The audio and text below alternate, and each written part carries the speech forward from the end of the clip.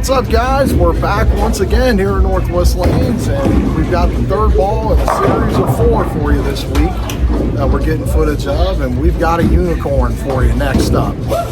This is one of the rarest of the rare, a Mo Pennell Classic, and a ball that I have been highly anticipating getting my hands on for quite some time. I love the original SUMO line. I think you know where I'm going with this.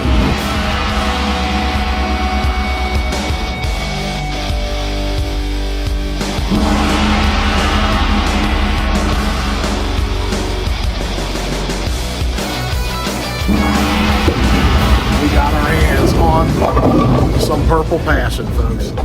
The Purple Passion SUMO. The polyester SUMO from AMF. A Mo Pennell Classic. Look at this thing. For the days of the Purple Hammer, this was it. The Purple Passion. Check that out. Gotta love it. The neon green SUMO and the purple polyester cover. This was the brainchild of the late, great Mo Pennell. We appreciate everything that Mo has done in the bowling community. I've thrown tons of his balls over the years, going way back, obviously with the SUMO, the XS. Loved the XS back in the day. You either loved it or you hated it. I was one of the guys that enjoyed it. I had them polished, I had them dull, I threw them all over the place. That's what I'm trying to get my hands on in the next few series we're looking for. But Purple Passion SUMO was one that I never thought I was going to see, much less get my hands on. When that ball came out, it was right before the reactive craze. And the idea that Mo had behind that was an alternative to the urethane covers, to get a little bit of lighter cover stock with the heavy SUMO hitting core.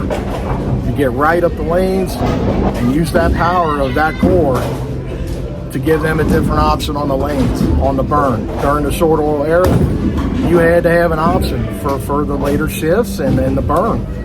Because when it went quick, and you can only polish a ball so much. Everybody had the 3M polishing glaze. You had mirror-like finishes on these balls. I remember seeing Cobras that you could see your face in, and SUMOs that were high glossed. Everybody had the high gloss on the ball. Well, the idea behind this Purple Passion SUMO was to get away from putting in such a high gloss on all these urethane balls and being able to pull out a piece of polyester that would still whack the pins and give them a different look other than that skid flip from the high polished urethanes. Now, when those urethanes were high polished, they gave a reactive look. When they got down lane, they would hockey stick. I mean, they would get long and snap. Before the days of the Excalibur, we had our hockey sticks and the high polished urethane. This polyester Purple Passion would let these guys get up the boards and still have that heavy core hit and carry at the pin deck. Once again, I'm just amazed I was able to get my hands on this, and I'm really excited to throw this. We'll see what this thing will do. I'm not expecting it to do a whole lot. We've got a fresh house pattern here today at Northwest. And usually on the fresh, this newer oil, polyester and plastic doesn't seem to do much. You got to get it flipped off the dry and try and slingshot it. So kind of like what Eric Forkel did with the Pearl Hammers on TV. That was one of my favorites. I loved watching him literally slingshot. Dennis Horan. A lot of the guys, they take them pearls and they slingshot them right off the dry and get them to tweak up in the flat and they just whack and blow racks. So I don't know if I'll be able to do that with this Purple Passion. I'll try and get up the back of it. I might try and circle it. We'll see. We're about to find out what this thing's going to do. So, folks, stay tuned. Don't go away. The action's coming right up. Appreciate you guys.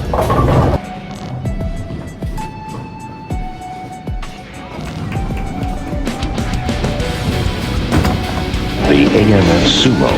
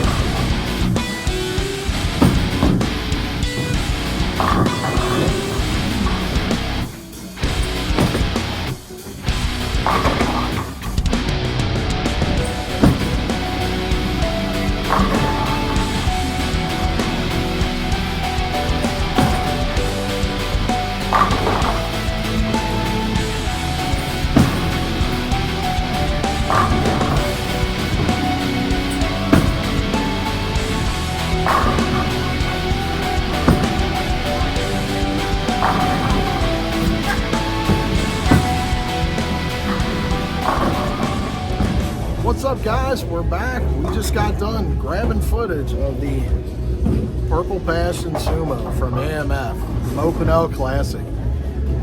The absolute unicorn of the ball community. You get your hands on one of these, you're gonna have to either pay a pretty penny or know somebody that can hook you up.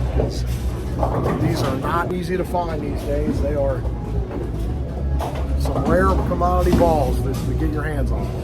I am just amazed and astonished I was able to get my hands on this one, but we were able to get this thing going today on the house pattern here in Northwest Lanes, and it pretty much did what I anticipated. It wasn't going to do a whole lot being a polyester cover, even though it is a little bit of softer polyester. Plastic's plastic.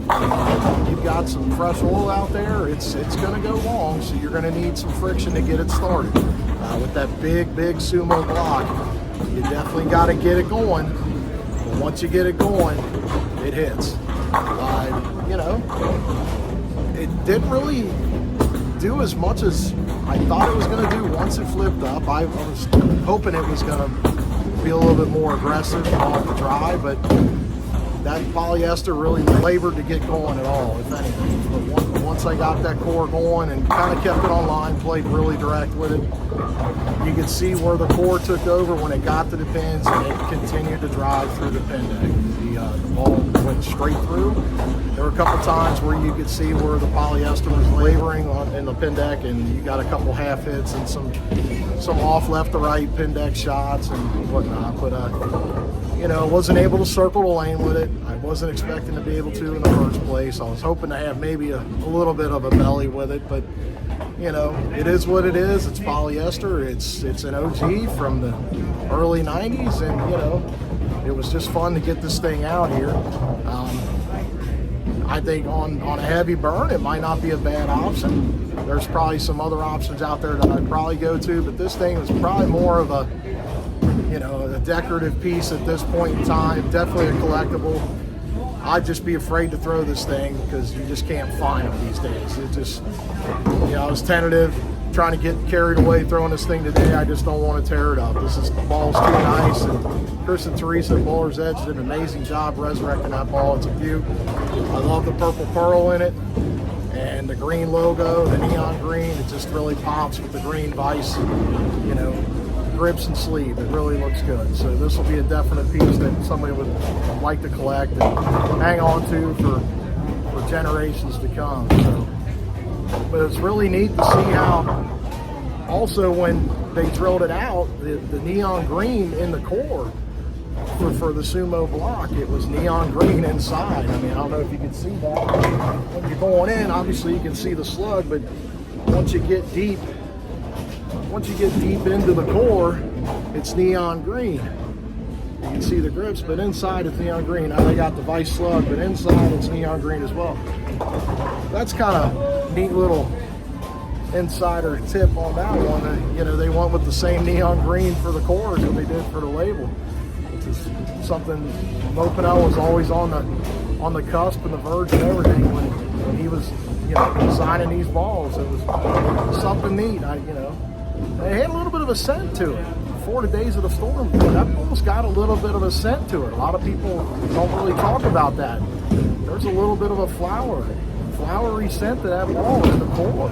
I don't know if they just stumbled upon that, or that's something they weren't anticipating with some of the mixes, but that ball's got a little bit of a flower scent to it. So maybe they were playing around with it. I don't know. We'll see. I don't know if anybody knows any information on that. Comment in the below in the chat. Let us know if you got any insight on that. Because everybody's all about the storm scents. Maybe Mo Pinnell was dabbling with that back in the purple passing days. Who knows? We're just guessing on that one. But anyway, the ball pretty much did what we anticipated it was going to do. Didn't do a whole lot, but it still drove at the pin deck. So we had a lot of fun getting footage of this one, and we hope you guys enjoyed it. So we got one more ball left in a series of 4 that we're filming this week here at Northwest, and then we're gonna see what the work schedule looks like here in the near future and see what we can do. We've got a ton of balls in the basement. We got a bunch of classics, and we're always on the lookout for new stuff. So if you've got any suggestions that you'd like us to do, or if you'd like to contribute a ball to the page, hit us up here on YouTube in the community chat, or hit me up on Patreon, or you can even send me a message on Facebook. Once again, folks, be sure to like, follow, and subscribe, and stay tuned. We got one more ball in this series, so be sure to smash that share button and let everybody know what we're doing. We really appreciate you guys. Thanks. Take care.